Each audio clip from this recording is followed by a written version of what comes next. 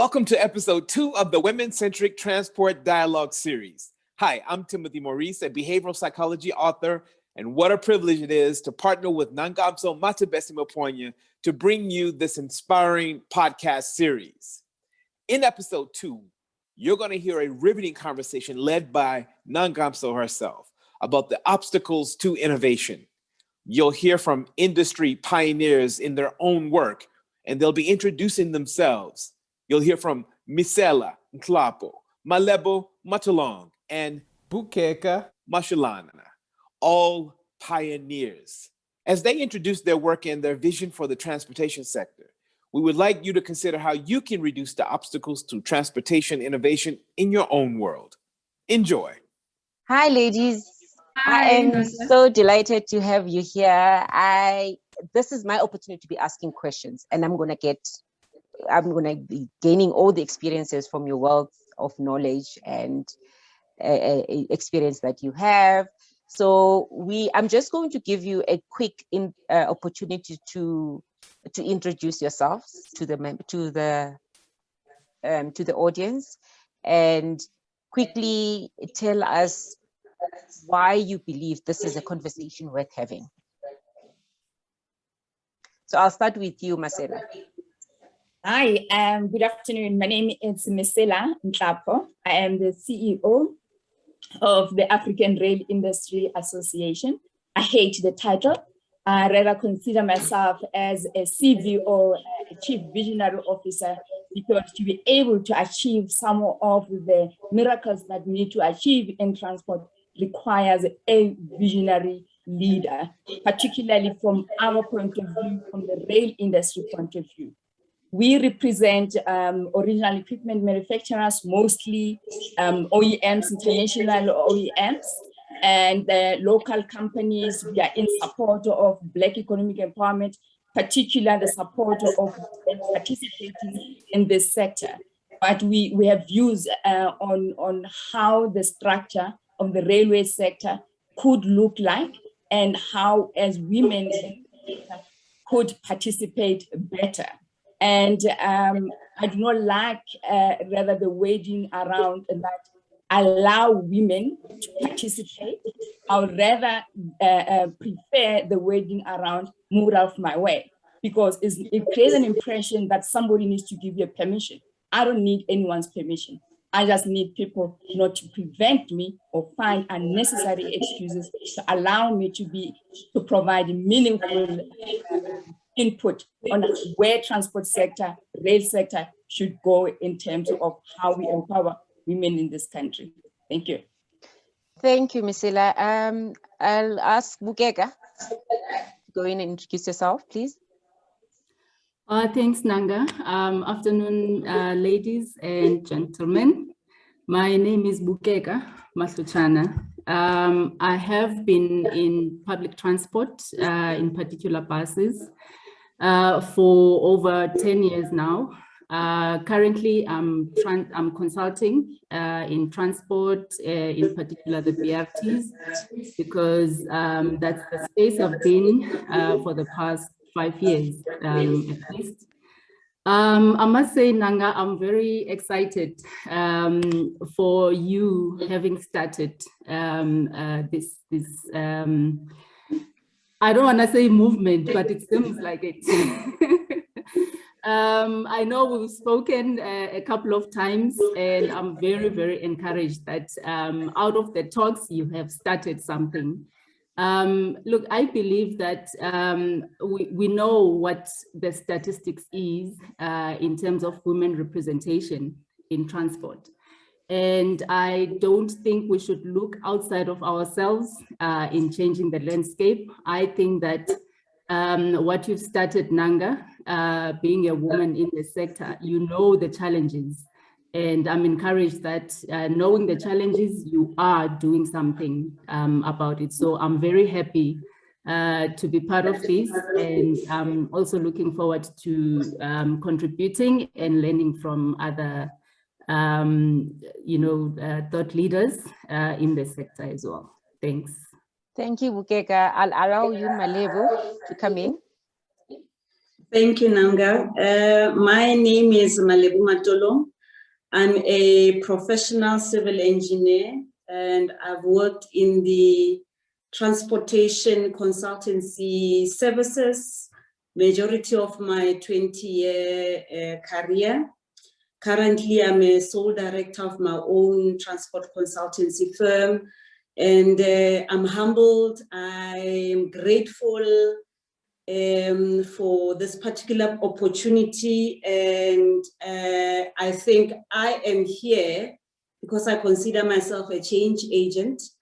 I'm passionate about women issues in my sector, and in particular, if you look at a bigger picture, we can't talk about economic growth, we can't talk about poverty eradication, we can't talk about empowerment if we really don't include women in that conversation. So hence I am here today, and thank you so much. Thank you very much, ladies. I want to open up by referring to a McKinsey's Global Institute report called Power of Parity. This report states how slow progress in gender equality efforts present a missed opportunity, particularly for this continent. So why are we struggling to make meaningful headway, especially in the corporate space, in the industries in South Africa? Considering that our status in the continent, we are considered a more advanced, more economically strong country. We are overtaken by countries like Egypt, Rwanda, Guinea, and Liberia in terms of women equality, their efforts towards achieving gender equality. So why do we perhaps have an issue as a country of privilege fighting too hard to lose their privilege, allowing meaningful participation by those who have a contribution to make? I also want to say we can sit and decide that we are not fully represented. We don't have a voice, but here we are. The reality is we are here. We ourselves are in positions of influence. What really are the obstacles and challenges within our spaces, in our experiences? What are the obstacles and challenges in us making a headway in providing for this inclusive transport environment? Malebu, do you want to maybe take a step? I'll do that. And maybe with the hat that I normally wear, as I maneuver this environment, I deal a whole lot of times with policy decision makers, with planners. And I think where we have missed the mark mostly is a clear understanding and a comprehension of gender equity as a core value. And in particular in how we enshrine it explicitly in transport related policy. I mean, I can give you a history of where we are since the dawn of the democracy, where we have established a department as an example that is mandated to conduct sector-related research, gender issues included, a department that is given an opportunity to formulate legislation and to also put policy in place.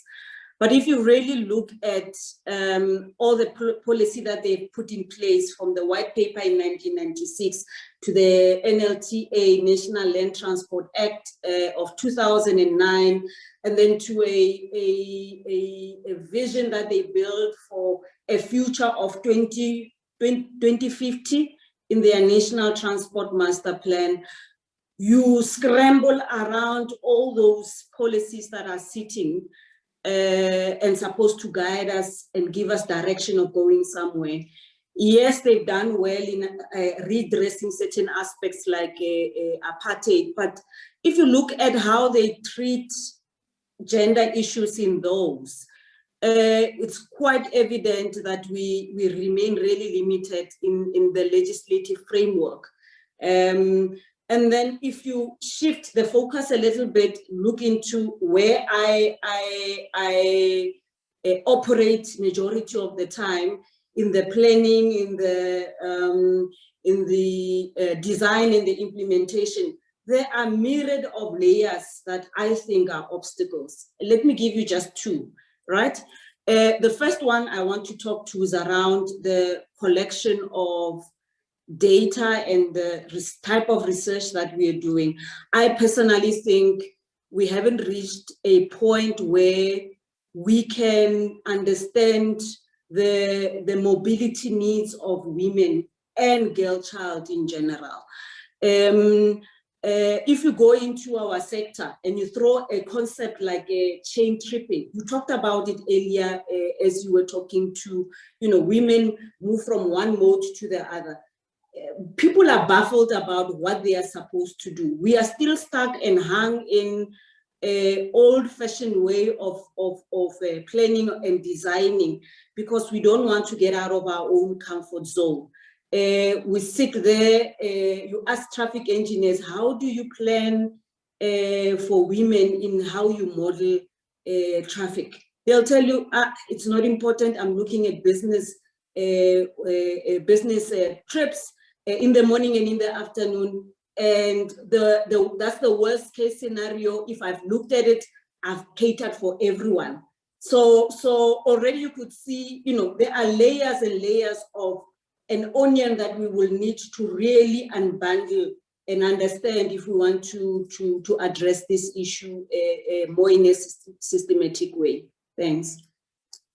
Thanks, Malebu. I can relate to one of the things you mentioned in that there is really no coordination. A lot of people don't know what to do. An example, I was going through the economic recovery plan after COVID, the post-COVID economic recovery plan.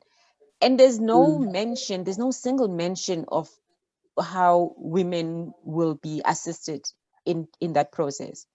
And the interesting part is women have been heavily impacted by COVID. The jobs that women are doing, they were impacted more than jobs that men do. The retail industry was affected more. Hospitality industry was affected more. Those are the jobs women participate more in than men. So, but I want to come to Bukeka. Bukeka, you mentioned something interesting. You say we don't have to look outside of ourselves to find the solution. So in saying that, I want to say that there's evidence that Africa has the largest women representation in boards. However, in middle management, we have 25% participation versus the global average of 17% in board participation. Whereas in middle management and executive, that representation is lower. So given that there's women in boards that we are leading in the world in terms of women representation in boards, what is it that women are not doing in those positions? Can you go back to that looking within ourselves and say, what is it that we are not doing ourselves before we look to the next gender for the solutions? What are we missing? I think, Nanga, it's about when given an opportunity, for example, to lead, whether you are on the board or you are in top management in a transport company. It's about knowing that you are not just there to continue with the status quo. You are there to change the landscape. I like making this example about when I was leading the BRT system in Tshwane, the bus company. I get there, I see the numbers that we all know, that women are not represented in transport. Then what do we do? Because we want to change that landscape. So what we did was to partner with TITA, the Transport Education what is it? Authority. Training authority. Training authority. Yeah, training authority. We partner with them to say we need women. It doesn't matter where we start as a base, but we see that there is a challenge that women are not in the transport sector. TITA agrees with us to say, no, something needs to be done, and they've got funds available. So what we did was we went to the taxi industry. I think most of us are aware of the structure of the BRT system. We went to the taxi industry to say there are women in the taxi industry. They might not be taxi drivers, but a taxi owner might have a wife or a daughter who is sitting at home, who would need skills to participate in the transport industry. So we did recruitment to say we need 40 women, but we were deliberate to say they must come from the taxi industry. Taxi owners must identify their wives, their kids. So we ran a recruitment process. What we did that is different is that we said those people are sitting at home. Some of them have got matric, some of them have got degrees even. With high unemployment in South Africa, we know that people with degrees are sitting at home looking for jobs. We then ran a program where we trained them. We said, as long as you've got a code 8, you can drive a car. We can definitely train you to be able to drive a bus, for example. It's an entry. And once you enter the company, there is no stopping you to apply for a supervisory position, for example, but it was just to make sure that we break that also stereotype that women can't drive buses. And we know buses that are being produced now that you can actually I could actually get code 14 and drive that bus because the systems are so advanced, and it's not like driving those old buses that we know. Women can drive those buses. They are not that strenuous on them. So we recruited 40 women. And I'll tell you something, Nanga, that out of that recruitment process and the training, they went through a rigorous training on driving a bus and also communication skills. Basically, we equipped them with skills that will not only serve them as bus drivers, but will serve them in integrating into the company and into the business. The statistics that we ran and that we got out of that, of those women within a year, we could clearly see the trends that when it comes to even accidents, yes, they were making a lot of minor accidents, but we never got, within that year that we ran the trends, there was no major accident that was caused by women. The handling of the bus itself, you could see and you could tell the difference between women drivers and male drivers. So you're talking also there about cost saving. When you employ women, you are able to save costs because fuel usage, they were not revving buses like men do. So you're talking about behavioral, you're talking about cost saving, you're talking about, there were just so many things that we could identify that we made the right choice for the business itself, but also addressing some of the societal problems, being unemployment, being women not participating in the transport sector, and you know, just the career itself to deal away with that stereotype that women can't drive buses or women can't drive trains or women can't be pilots. Yes. To show that, you know, the space is there for them. So I'm just saying that it's about deliberation. It's about being deliberate, Nanga, when you're in those positions, whether you're on the board or in top management. In top management, we always complain that women are not represented in the sector, but it's about when you are given an opportunity to lead, what do you do with that position? It's about identifying other women and giving other women an opportunity to enter the sector. I think it's about that being deliberate to make changes within the transport landscape.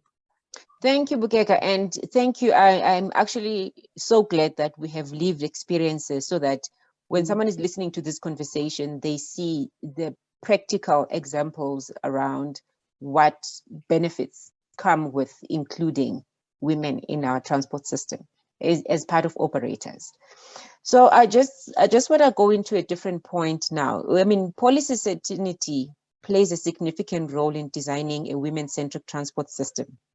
Marcella, you mentioned this in one of your articles. Tell me, is this the problem we are dealing with in South Africa? Are we having a policy certainty issue? What is our policy environment, and how can we improve that to be able to achieve an inclusive transport system? Nangam, so I think we write the most beautiful English as the policy for formulators. And if I can start rather from the continental point of view, one of the visions that the economic development of the continent must rely on Africans, particularly its women and youth. So it's for women is also plus, but not necessarily saying that we are investing in women. It's not the economy we must benefit. Oh, by the way, we need to include women as well. Then coming into the country, the planning and the policy makers of which I think maybe we are partly responsible of making sure that we bring our chem chairs into those tables so that we can influence what goes into the policy, what goes into designing a project. So I have placed myself in a position where I'm Black, I'm female, and whichever stage that I participate in, that must come out.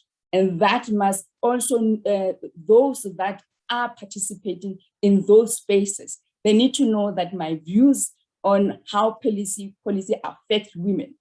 Looking at currently, there's the National Infrastructure Plan for 2050. It talks about transport as a means of unlocking the economy, but there's nowhere in the conversation that specifically targets the plight of women and the women that we only engage in August. When a project is looked at, it's a matter of the risk, the returns. So when we are constructing policy, when we are looking at the design of different transport systems, including rail, we don't look at women. So it's our responsibility, those that have a seat at the table, to bring this and to fight very hard for women, because most of us are not in those spaces. My view is that if I don't have a seat at the table, I bring a camp chair, because I'm not only there representing myself, I'm representing Ntabiseng, Sibongile, Nomasonto in South Africa and the entire continent. How we change this with the Economic Reconstruction and Recovery Plan. It talks to the National Development Plan, and there's another plan, medium-term strategic framework. It's a lot of plans. But as private sector, and particularly women in private sector, we must find this as an opportunity that once we have all those lovely plans to implement this, private sector needs to come in and play a very crucial role. And what goes into the implementation of different policies, we have an influence in those spaces. If I sit on the board, I don't go and sit there as a board member. I sit there as a board member representing the marginalized in our society. So the policy directive, government talks past government. The rail policy has been hanging on since forever because we don't have a vision as a country. We have completely lost it. We are not aligned. I mean, I've listened to some of the countries that you have mentioned. Rwanda. they have a vision, they have a goal that must be attained. So all their policies are centered around what is important for the country, including making sure that the women are not placed in danger or rather disadvantaged. So if I use public transport and I go through a small taxi from my gate probably to where I'm going to get a taxi, then eventually a train station, then eventually another taxi. It goes back to the very same policies that are supposed to be the backdrop of the Constitution actually cost women and their families a lot. I grew up in a single parent household. Mama left work very early in the morning and she worked overtime. So women actually miss out on raising their kids because they spend so much time in traffic, let alone whether it's safe or not. The taxi industry, I don't think it's safe. My lived experience says it's not safe. We had a women's march a few years ago where women marched to North the taxi rank. All this we can have. We need to have a government. We need to have a predictable policy that guarantees that women are able to contribute significantly so in an economic environment that supports their talents. And as I said earlier on that, yes, I don't want to be empowered. I am empowered, but I need to be in an environment that is safe in order to deliver my best. Coming back into the rail industry, still male dominated, you know how it looks like. One becomes when you go into meetings, you already go there, you go guns blazing, because you know what the environment looks like. And then you tend to forget who you are because the policies in place and the rules in place do not support a Nangam, so that is a woman, constantly going there to fight. But when we go into the spaces, let's remember that we are here to make the changes, not necessarily participate in a process. We are responsible for the change. Ms. Ella, thank you very much. And I love that you are sharing experiences, you're sharing ideas and your own analysis of what the environment is doing to the transport system and what the environment is doing to an ordinary woman. So I'd like to pose a last question. We've got 3 minutes left. And Ms. Ella, I'll give you an opportunity to take a step. It is, and 1 minute. We are closing Women's Month, and we know how gender-based violence in South Africa is prevalent. We know how women are constantly looking for protection from government, from institutions, from society, but we're not getting that protection. The question I have is, does the poor transport systems have a role or the contribution to this gender-based violence in the country? What can you say? You can't have a government that does not treat gender-based violence as a pandemic and expect them to have a women-centric transport. So it goes hand in hand. And policymakers and in our spaces, I think we need to add more value to the conversation and ensure that the plight of women is highlighted greatly. But also like to add, Nangam, so is that the spaces that we work in as women are quite toxic. So we also need to support each other in our workspaces. The workspaces that women operate in should not be a start to enter a mental institution. So we need to protect ourselves from this toxic environment by supporting each other. Thank you. Thank you. Thank you, Ms. Ella. Bukeka, you've got 1 minute. Is the transport system perpetuating gender-based violence? I echo Ms. Ella's points, Nanga, but I think it's about what should be done going forward. I mean, we see innovations, and I'm happy that the topic is about innovation. as well. We see in other countries, governments moving, changing policy, and even transport operators taking a stand to innovate systems that will address women challenges. For example, in countries like Russia, you will see that in peak time, there are, carriages, if it's trains, that designated for women. We know that at peak time, the first 2 carriages are dedicated for women, and there you are addressing safety for women. So I think it's about doing rather than talking about what the challenges are. And I think it's about holding hands, society, government, planners, designers, to make sure that the issues that women face on a daily basis in transport are addressed, and in turn addressing the gender-based violence in the Thank you, Bukeka. Malebu, do you have a comment? We're exactly 6 o'clock. We're going to be chased out of this panel just now. Yes, I think my colleagues have covered, but I just also wanted to highlight that, we are a country of so many structures. I looked at the National Policy Framework for Women Empowerment and Gender Equity as I was preparing for this conversation, and I was baffled by the many structures that we have. So it looks like we have opportunity to vent, but how we consolidate ourselves and start holding these structures accountable is also very important for us to move forward and address this gender base that we also contribute towards as a sector. Thank you.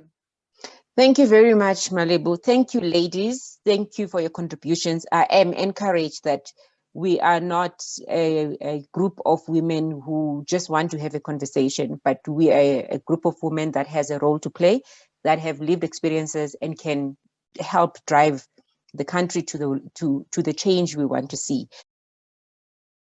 Thanks so much again for choosing this content, and do share with someone who cares about gender equality and the rights of women to be transported into their goals and dreams. In episode 3, we move from obstacles to innovation to practical innovation with another exciting panel.